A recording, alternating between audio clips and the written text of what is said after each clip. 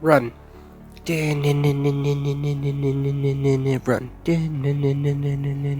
Run. What's poppin', yo? Welcome back to another YouTube video, and today we're taking a look at another horror movie, which you can go check out for yourself on Netflix. Not sponsored.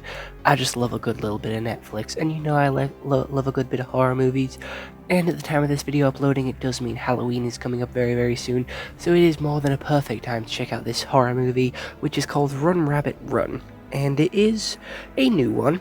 Or roughly new, compared to some of the older ones that we are going to be looking at this Halloween.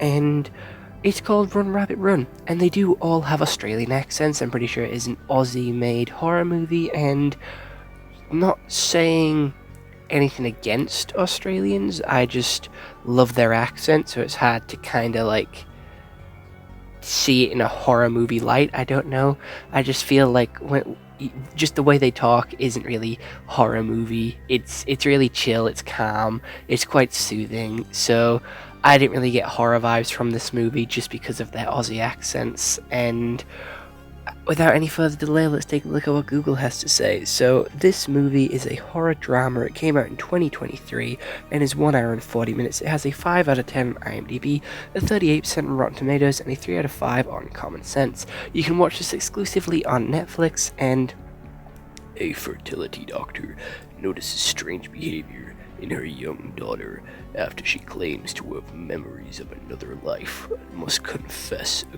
ghost from her past, challenging her own values.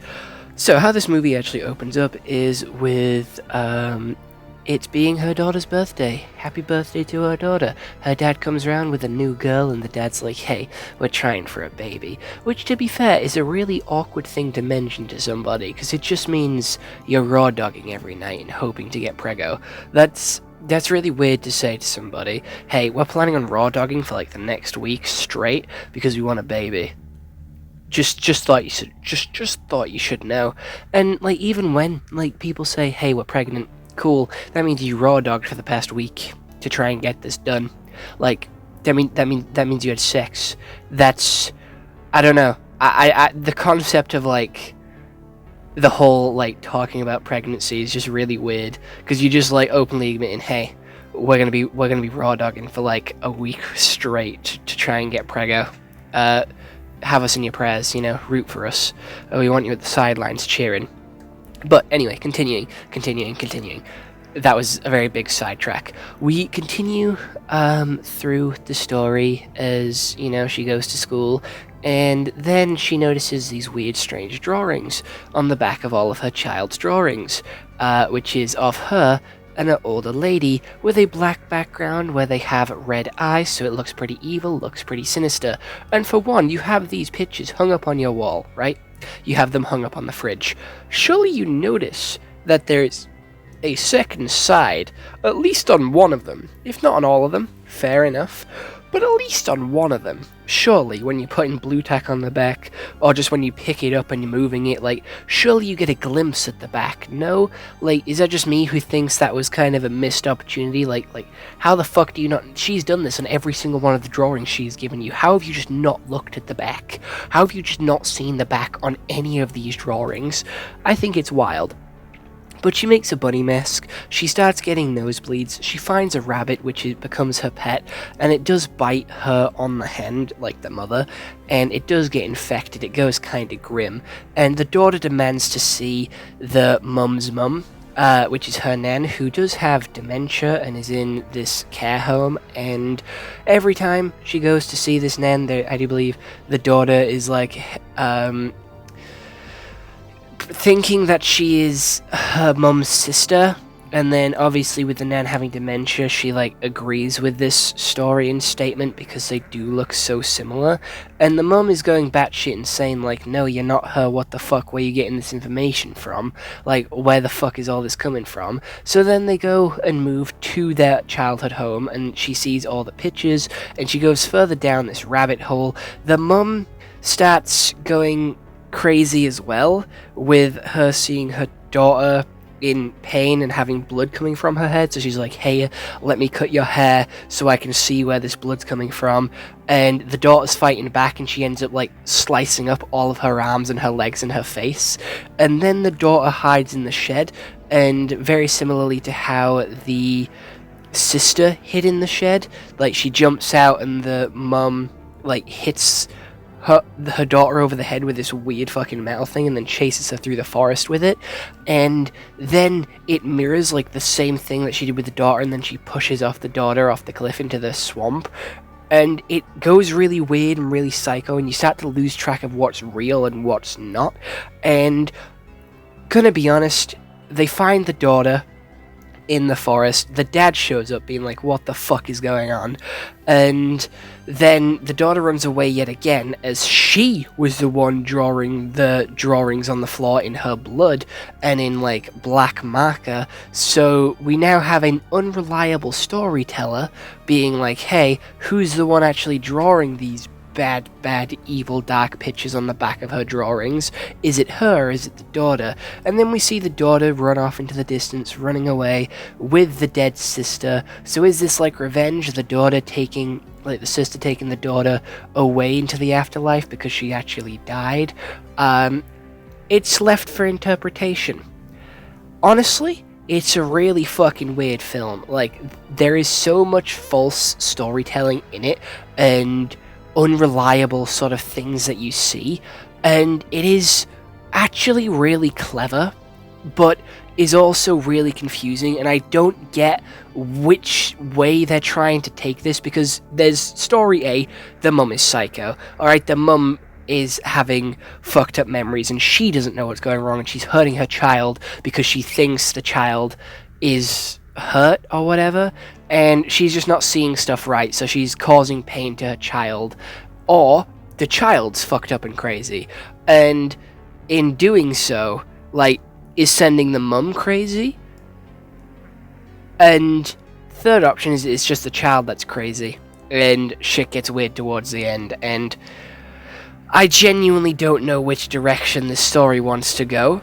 And this story is playing on mental health, and then also demons of the past, and then also ghosts and hauntings, because I swear at one point the child is possessed by the sister. So really, this film is trying to go for a lot, and again, leaving it up to interpretation, sort of,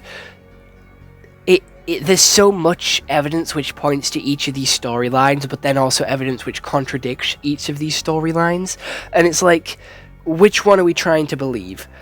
If we're going for the mother being the crazy one, the story is being told from her point of view, so that would lead us into the unreliable storyteller narrative, so we don't know what's true and what's not, but it doesn't explain why the child is acting the way she is, saying that she's the sister, getting these constant nosebleeds, and knowing stuff that she shouldn't know, if that makes sense. Like, there is so much information here that this movie is trying to get across and present to us, which genuinely doesn't add up and contradicts itself.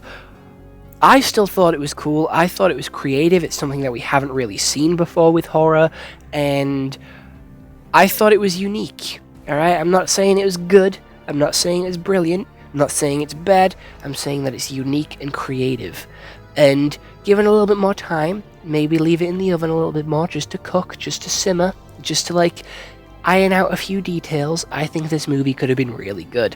Like, if they fully fleshed it out, instead of just going with like whatever like they could and just throwing shit at the wall and seeing what stuck, I think it could have been a really good movie. And the actors were really good. They were really convincing with like their range of emotions. Like, we saw quite a lot of anger, upset, outrage, happy moments as well, with like scared and confusion. And you know what? I was confused. There was plot twists in this movie. There was quite good turns. There wasn't much suspense or tension being built up. It was a really good mystery, though.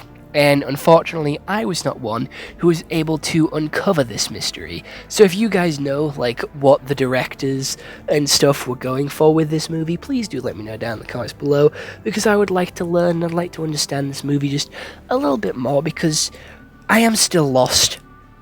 I am still lost, and I enjoyed it. Like, I really did enjoy it. And I did get quite scared for the child at one point when the mum was going psycho towards the end and being quite abusive, in a way, like, towards the child by cutting up her arm and then fucking slamming her over the head with this, like, metal contraption. I don't even know what it was. It was a pretty big slab of metal, to be fair. And finding out that she actually was the one that killed her sister and she kept it hidden all this time, leading to her mum going insane and her mum blaming her for, like, the sister going missing, which, you know what, is fair. If she actually did push her sister off that cliff, her getting blamed for the sister going missing, entirely her fault. She seemed like a really abusive child. And again, that could be another reason, like, hey, she isn't okay mentally, and she's needed this help from a long time because she has known to have these violent acts as a youngster, so, you know, they could continue into her adult life, and we are seeing that with how she's treating her child. And again, it is just this really creative movie which gives you plenty of things to think about and consider when watching it and when sort of diving into it to see what you think is real, what you think the right action is. And I'm just excited to see what your thoughts and opinions are, what you took away from this movie, and what you think the true story is here. Because again, with movies like this, it builds for a pretty good discussion and a good like group talk, because there is so many different angles you can take this movie and like interpret it. But I really liked it. I thought it was cool, and yeah, I'm gonna give it a solid like 6 out of 10. So other than that, I hope you all enjoyed this YouTube video. I'll see you all next one. Hope you all have an excellent day, and goodbye. Stay home and stay safe.